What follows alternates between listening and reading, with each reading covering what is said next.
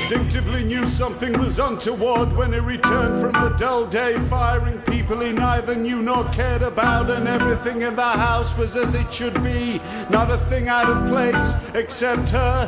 The surfaces in the kitchenette gleamed in the evening sun. Even the cat seemed to sense foreboding as it arched its back and stroked its side against his lower leg, oozing sympathy as if to say, don't worry, we'll get through this. We'll get through this together.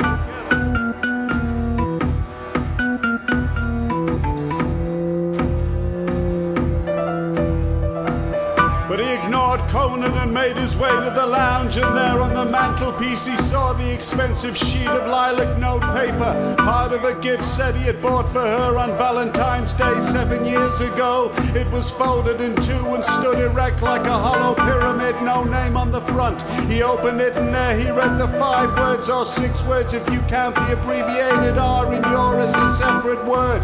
The message read, "You're a long time dead. Nothing more, you're a long time dead."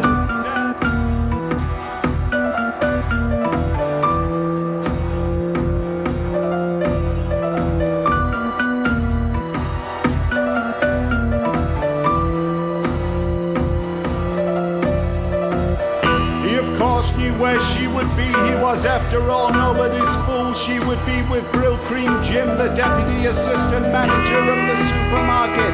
He'd be wearing a polyester suit, shirt collar undone, loosened tie. She'd be in something flowery and flouncy and almost certainly a special occasions hat.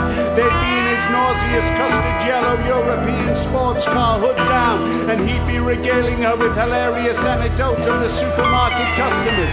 She'd be laughing like a schoolgirl, "You're a long time dead."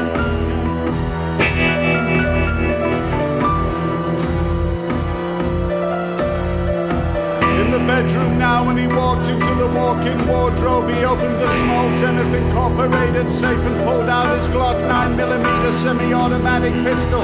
He always left it loaded. The weight felt reassuring in his hand. He raised his arm and aimed at his reflection in the full-length mirror. He felt powerful and immensely vulnerable at the same time. The man and the boy inside his tormented head met face to ugly face.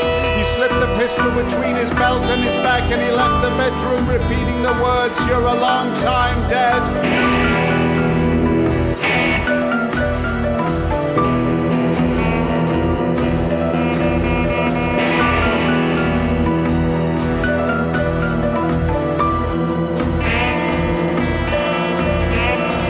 The car had developed an intermittent fault with the starter motor, but luckily or unluckily, depending on your point of view, it started first time. As he pulled out of the driveway, he noticed Conan sitting inside on the windowsill. Conan was more worried than it had ever been in all of its long Persian cat life. He found the custom convertible parked outside the Taco Bell. He pulled in beside it. He felt a bead of sweat roll down his forehead and onto his hot cheek.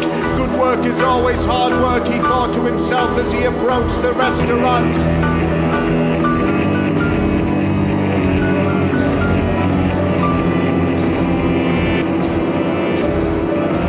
The place was dead for a Friday night, and he saw them at the far window sitting opposite each other, hands on hands. A small child saw him retrieve the pistol and screamed. This caused the couple to look around. He found the horror in Brill Cream Jim's eyes delicious. As he approached, the couple edged slowly backwards in their seats. Back on the windowsill, Conan could sense it all, but he couldn't hear the bullets fly out of the Glock and splash into their cool heads. 2 bullets each. He surveyed the scene with pride and disgust. "You're a long time dead," he calmly said, and laughed.